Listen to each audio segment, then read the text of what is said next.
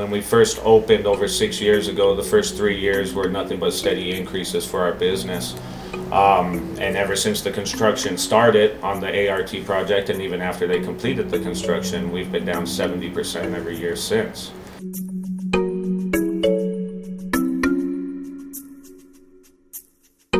We have longtime customers coming in here who haven't seen in a long time, and that's the whole reason why they say is because nobody wants to drive on Central. They'd rather take Lomas or Manal.